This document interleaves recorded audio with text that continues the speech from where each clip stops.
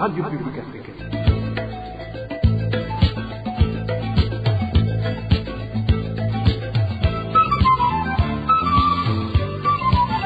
Radio Publique Africaine.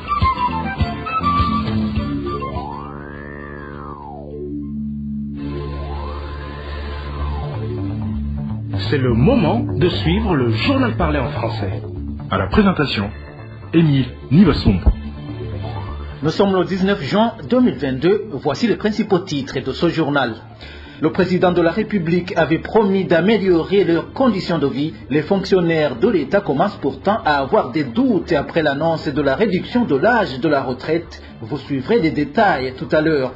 Et la population du quartier Guissio vient de passer une vingtaine de jours sans eau potable. Au cours de cette édition, nous vous parlerons également des travailleurs de l'hôpital Roi Khaled qui alertent pour que les supposés nouveaux dirigeants de leur fonds de mutualité n'aient pas accès à leur compte bancaire. Voilà pour le sommaire. Le développement, c'est tout de suite.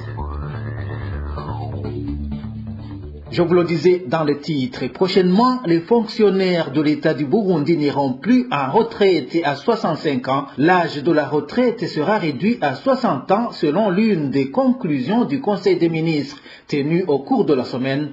Le porte-parole du gouvernement, Prosper Narogwamiye, indique que le gouvernement a aussi adopté la politique salariale équitable compte tenu des lacunes qui ont caractérisé les lois existantes. En date du 2 mars 2022, le gouvernement a adopté la politique salariale équitable dans le secteur public avec comme double objectif de reconstruire un système d'équité dynamique pour la rémunération, concourir à accompagner les réformes déjà engagées dans la gestion publique comme la politique de gestion des performances dans le secteur public adoptée en 2014. Les principales lacunes identifiées de l'actuel statut général des fonctionnaires sont les suivantes. Il ne tient pas compte des prescrits de la nouvelle politique salariale. L'actuel statut dit général ne l'est pas en réalité en raison de l'existence des dispositions particulières applicables au secteur de l'enseignement et de la santé qui forment à eux seuls plus de 90% des fonctionnaires de l'État et qui ont contribué à fragmenter la fonction publique en groupes concurrents pour l'obtention d'avantages particuliers. Il ne tient pas compte de la politique de gestion des performances dans le secteur public adoptée par le gouvernement en 2014. Comme principales innovations, le nouveau statut général des fonctionnaires tient compte de la nouvelle politique salariale équitable, supprime les dispositions particulières applicables au secteur de l'enseignement et de la santé, met en avant la performance telle que définie dans la politique de gestion des performances dans le secteur public, améliore le système de notation en généralisant l'évaluation des performances, supprime toutes les primes et indemnités actuellement existantes qui sont remplacées par la part emploi dans la rémunération. La rémunération d'un fonctionnaire est donc uniquement composée de 3 éléments pertinents et d'un complément ponctuel lié au mérite. Les éléments pertinents sont une part indiciaire au salaire de base, une part de rémunération liée à la cotation de l'emploi occupé par emploi et des allocations familiales liées à la situation personnelle du fonctionnaire. Le complément ponctuel est représenté par une part performance liée au mérite individuel conformément à la politique de gestion des performances dans le secteur public. Après analyse, le Conseil des ministres a reconnu l'urgence de la promulgation de cette loi en vue de rendre effective la politique salariale. Il a été adopté et son projet a recommandé ce qui suit. Placer l'âge de la retraite à 60 ans pour tous les fonctionnaires de l'État. Rappeler à toutes les institutions de l'État que les contrats de performance doivent être signés avec l'année budgétaire 2022-2023. Les fonctionnaires de l'État burundais s'insurgent contre ce projet de réduction de l'âge de la retraite à 60 ans. Ils font savoir que la majorité d'entre eux ont contracté des crédits bancaires et suite à cette nouvelle loi, ils ne seront plus capables de continuer à payer leurs dettes. Ils précisent qu'ils seront par conséquent exposés à une mort précoce suite à la pauvreté. Ces fonctionnaires demandent au président de la République de ne pas approuver ce projet de loi. Suivez l'un de ces fonctionnaires. C'est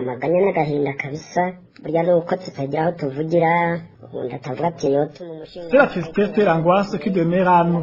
On n'a pas à qui confier nos doléances parce que même les députés ne peuvent pas plaider pour nous. Ils ne sont pas eux aussi libres pour s'exprimer. Dans plusieurs domaines, les fonctionnaires partent en retraite à l'âge de 65 ans. J'explique pourquoi nous sommes tristes. Aujourd'hui, presque tous les fonctionnaires de l'État ont des crédits bancaires. Même si on fait aujourd'hui un sondage, on trouve que la majorité des fonctionnaires burundais, dont les enseignants et infirmiers, ont contracté des crédits. S'il y aurait un fonctionnaire qui n'a pas de crédit, sûrement qu'elle serait une épouse d'un commerçant ou un dignitaire qui tire les richesses dans les trésors publics. Quant à nous, simples fonctionnaires, nous sommes vraiment malheureux. Ce projet de loi doit être rejeté car il va nous causer beaucoup d'ennuis. Prenons par exemple quelqu'un qui a contracté un crédit de 20 millions et qui vient de rembourser 3 millions seulement, alors qu'il ne lui reste que 2 ans seulement de service. Un crédit collectif, ingorane, urumva bamwe bazotana urugamba abandi, ibintu bici biparangana biburudubi. Comment alors il va continuer à rembourser cette dette s'il part précipitamment en retraite? Il y a aussi des fonctionnaires qui ont contracté des crédits collectifs. Ces derniers auront beaucoup de difficultés car ceux qui partiront à la retraite parmi l'équipe ne seront pas en mesure de rembourser leurs crédits. En contractant ces crédits, ils croyaient qu'ils partiront en retraite à l'âge de 65 ans, mais voilà que le gouvernement vient de retrancher 5 ans pour partir à 60 ans. On ne sait pas pourquoi le gouvernement fait tout ça. Nous cherchons du travail précipitamment, veut dire nous exposer à une mort précoce. Nous avons l'expérience de nos parents qui ont servi la nation. Ceux qui sont partis en retraite très tôt n'ont pas eu la chance de vivre longtemps. Ils ont vécu 3 ans seulement après la retraite. Et ceux qui ont eu une longue vie parmi eux n'ont pas dépassé 5 ans après la retraite suite aux mauvaises conditions de vie. Les ministres n'ont pas de soucis parce qu'ils ont beaucoup investi. Ils n'ont pas peur de partir en retraite car ils ont construit des maisons. C'est le même cas pour les généraux. Ils ont encaissé des millions de dollars et ils disent entre eux que ça ne fait rien car ce sont les pauvres qui meurent. Je demande donc au président de la République de ne pas promulguer ce projet de loi afin que l'âge de partir en retraite soit toujours fixé à 65 ans.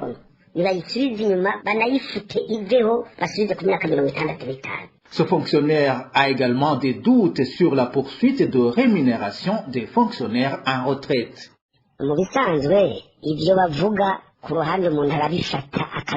Nous entendons tout ce qu'ils disent, mais nous ne pouvons pas dire que tout est parfait. Pourquoi dis-je cela? Nous savons comment le gouvernement en place fonctionne. Ils ont toujours des propos contradictoires. Ce qu'ils disent alors que les fonctionnaires en retraite vont toujours percevoir leur salaire jusqu'à la fin de leur vie, personne ne peut y croire. Je dis cela en tenant compte de la situation économique actuelle du pays.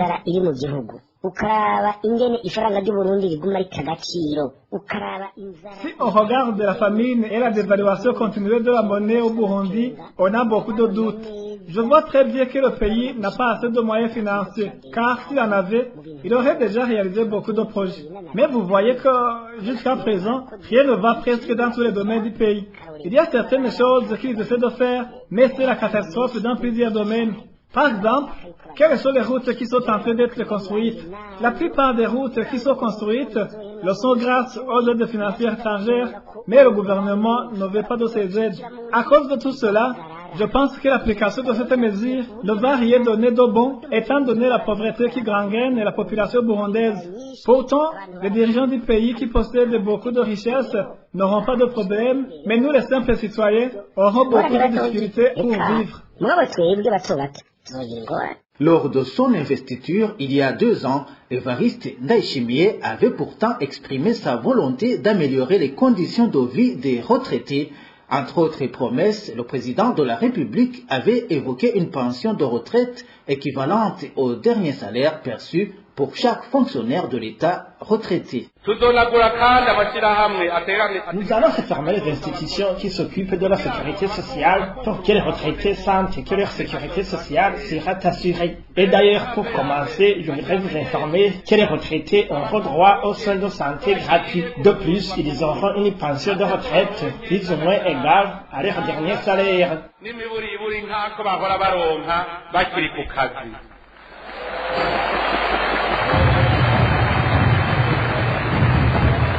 Voilà, c'est le président de la République du Burundi, Évariste Ndayishimiye.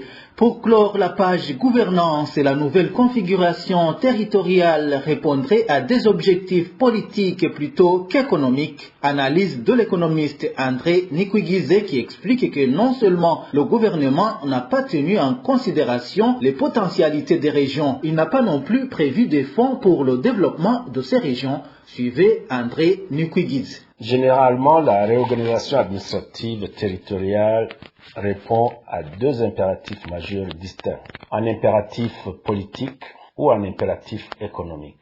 Quand un gouvernement adopte une politique de réorganisation administrative, il a deux objectifs principaux. Le premier, c'est recentrer la vie des populations autour d'une idéologie politique de l'État ou du parti au pouvoir. Et le deuxième, c'est faire en sorte que les organes à la base contrôlent le strict respect de cette idéologie politique et qui ne laisse passer aucune revendication du peuple. L'idéologie du parti au pouvoir devient l'idéologie du peuple. Et pour renforcer la mise en œuvre de cette idéologie, l'État nomme à la tête de ces nouvelles entités régionales des militaires ou des membres politiques du parti au pouvoir, tandis que les responsables des organes à la base doivent être des personnes imprégnées de l'idéologie du parti. Sur la dimension économique, le premier objectif est celui d'axer le développement national sur les régions. À cet effet, le gouvernement transfère d'importantes ressources budgétaires aux régions en vue de faciliter la mise en œuvre des programmes de production nationale, que ce soit de l'agriculture ou de lutte contre la faim, que ce soit pour construire les routes, faciliter l'accès de la population à l'électricité, promouvoir le commerce et tous les autres programmes d'augmentation de la production. Le deuxième objectif est celui de donner la parole au peuple pour prendre en main la responsabilité de développement de sa région. Et considérant la façon dont le découpage administratif est conçu, mon point de vue est que la préoccupation majeure du gouvernement n'est pas d'ordre économique, mais plutôt d'ordre politique. Le premier signe est que la configuration des nouvelles provinces ne montre aucune connexion entre les anciennes provinces et les nouvelles, ni sur le plan éco-climatique, ni sur les potentialités économiques. Comme vous le savez, par le passé, les régions étaient regroupées en fonction de leurs spécificités agricoles, et ce n'est pas le cas pour cette réorganisation administrative. Le deuxième signe est que le gouvernement n'a jamais indiqué que désormais sa politique économique sera axée sur le développement régional et qu'il accordera aux régions des budgets conséquents. L'exemple frappant est le budget 2022-2023 où les régions n'occupent aucune place. Les régions du pays manquent cruellement d'infrastructures de base. Et par conséquent, de mon point de vue, la nouvelle réorganisation administrative est mue par des préoccupations plutôt politiques qu'économiques. Dans un instant, nous parlons du dossier du Fonds de mutualité et de pension des travailleurs de l'hôpital Roi-Khaled. Je vous le disais également dans les titres, les membres du Fonds de mutualité et de pension des travailleurs de l'hôpital Roi-Khaled demandent au directeur général de la banque CRDB de ne pas autoriser l'accès aux comptes et à ceux qui prétendent être les nouveaux organes dirigeants du fonds dans une correspondance du 17 juin courant adressée au numéro 1 de la CRDB. Les travailleurs du CHUK signalent que cette nouvelle équipe aurait déjà fait confectionner les doubles du sceau et d'autres signes de l'association. Le point avec Emmanuel Niungeko. L'objet de cette correspondance du 17 juin courant, signée par Alice Ndouimana, représentante légale du Fonds de mutualité et de pension des travailleurs de l'hôpital Roi-Khaled, réside sur l'opposition à l'accès aux comptes par des gens qualifiés d'imposteurs. Dans ce document adressé au directeur général de la CRDB Bank, les membres du Fonds de mutualité et de pension des travailleurs de cette institution sanitaire reviennent sur les démarches entamées par leurs employeurs depuis le mois de mai 2022 afin d'évincer les organes légaux du fonds. De plus, dit-on toujours dans cette correspondance, le directeur général du centre hospitalo-universitaire de Kamenge a mis en place de nouveaux organes dirigeants du fonds en violation de la loi et de ses statuts. De ce fait, les membres du FMPT demandent au directeur général de la CRDB Bank de ne pas accorder à l'équipe mise en place par la direction générale de l'hôpital l'autorisation d'accès au compte du fonds ouvert au sein de cette même banque. Les membres de ce fonds craignent que leur argent ne soit détourné sur base de faux documents. Nous avons été surpris d'entendre que les organes élus, illégalement, se sont rendus à la banque pour se présenter avec de faux documents afin d'accéder au compte. Le matériel utilisé, que ce soit les attestations et le sceau du fonds, ont été fraudés. C'est un vol qualifié, c'est une attitude à dénoncer et cela est punissable par la loi. Il faudrait qu'il y ait une réunion de tous les membres du fonds, sans exception, pour aboutir à un consensus. Que la banque soit vigilante et qu'elle prenne des mesures adéquates pour que notre argent ne soit détourné.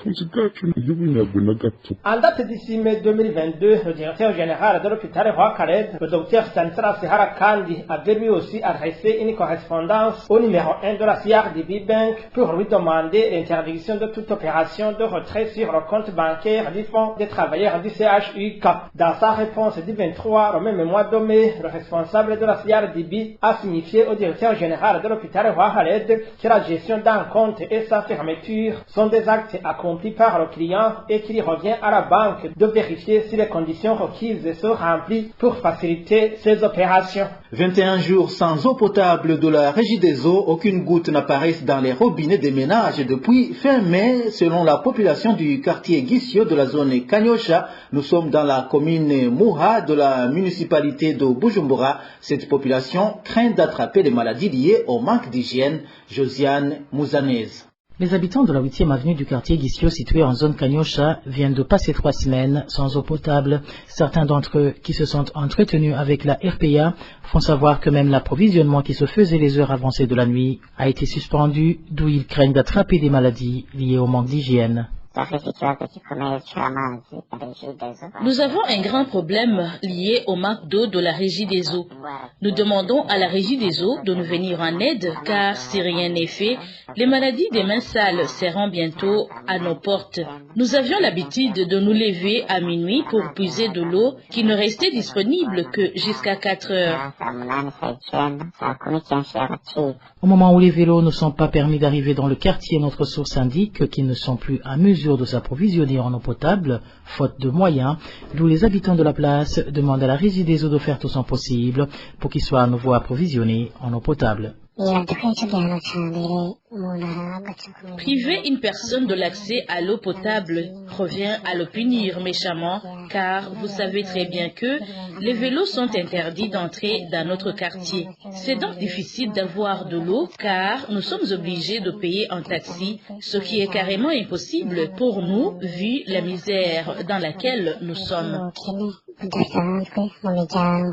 Les habitants du quartier Guissio font savoir qu'ils ont fait parvenir ce problème aux responsables de la Régie des eaux, mais ces derniers ont donné des promesses qu'ils n'ont toujours pas honorées, d'où ils demandent aux associations caritatives de les aider à avoir de l'eau potable. À ce propos, la rédaction de la RPA n'a pas encore pu joindre les responsables de la Régie des eaux. Rendons-nous à présent dans la province Gitega où plus de 10 tombes ont été détruites au cours de la semaine au cimetière du quartier Mouchacha de la commune Gitega. Les habitants de la commune Gitega disent ne pas comprendre la cause de ces actes. Plus de détails avec Eric Nyonzima. Ces tombes ont été toutes démolies dans la nuit de mercredi de cette semaine. Notre source fait savoir que ces tombes saccagées se trouvent dans la propriété des religieux catholiques située au quartier Mouchacha dans la capitale politique Gitega.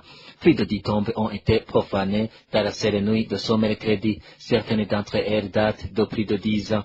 Les tours isées qui couvraient ces tombes et les croix ont été volées par ces vandales non encore identifiés, c'est toujours nos sources à Gitega. Ces tombes ont été détruites. Seulement, la question qui se pose est de savoir si ce sont des gens aux croyances obscurantistes ou s'il s'agit tout simplement des vandales qui voulaient voler les objets de valeur qu'on aurait enterrés avec les corps. L'on dit qu'on peut enterrer une personne avec des chaînettes ou chaussures, mais paradoxalement, ces tombes sont de longue période. C'est là où réside le questionnement. Les habitants de la capitale politique disent ignorer la cause de cette profanation. Pour clore cette édition, parlons de 6 habitants de la commune Rugombo de la province Cibitoke qui déplorent l'impunité entretenue par l'administration communale. Selon eux, le prénommé Ramadan, ancien chef de la colline Marambo 1, a été appréhendé vers la fin de cette semaine en possession d'épargne frauduleux alors qu'il avait été libéré très récemment de la prison après la même infraction. Les habitants doutent qu'il ne soit relâché encore une fois. Les détails avec Elvis Niyomunger. C'était ce vendredi vers 19h lorsque le nommé Rama, connu sous le sobriquet de Mutware de la commune Marambo 1, a été appréhendé en possession de 5 sachets pleins de pagnes fraudulés. Les informations en provenance de la commune Rugombo indiquent qu'il est un ancien chef de la dite commune. Malheureusement pour cela, les habitants craignent qu'il soit vite relâché, indique ce citoyen. Le prénommé Rama, surnommé Mutware, ancien chef de colline Marambo, est le même qu'on a capturé en possession des pagnes fraudulées. Il a été appréhendé avec 5 sachets pleins de pagnes. Actuellement, il est détenu au cachot de la commune Rugombo. C'était vers 19h. Les doutes ne manquent pas chez nous, la population, car normalement, quand une personne est appréhendée comme ça, on lui fait un procès immédiatement. Mais pour les personnes comme lui, qui sont membres du parti CNDD-FDD, on ne fait que l'emprisonner quelques jours pour le relâcher après. Donc les doutes sont multiples pour nous quand des gens qui pratiquent la fraude sont appréhendés et on les laisse partir. Ce n'est pas du tout la première fois que le prénommé Rama soit appréhendé dans une telle infraction. Cet habitat révèle que cette fois-ci, il avait confié ses pagnes fraudulées à un conducteur de taxi-vélo pour fausser les enquêtes. Ça fait la deuxième fois qu'il soit appréhendé en possession de pagnes fraudulées. Pour la première fois, on lui avait emprisonné 1 année. Et voilà, il est arrêté pour la deuxième fois. En effet, il avait confié ses pagnes fraudulées à un taxi-vélo. Quand on a arrêté ce taxi-vélo une fois au bureau communal, c'est par là qu'il a avoué que ses pagnes appartenaient à Rama, l'ancien chef de colline. Les habitants de la commune Rugombo demandent à la justice de punir convenablement ceux coupables. À ce propos, la rédaction de la RPA n'a pas pu joindre le chef de la police en commune Rugombo. Voilà, c'est par ici que nous mettons un point final au journal du 19 juin 2022. Merci à vous tous qui nous avez suivis. Émile Niwasumba, j'étais à la présentation. Je vous souhaite une meilleure fin de la semaine. Au revoir.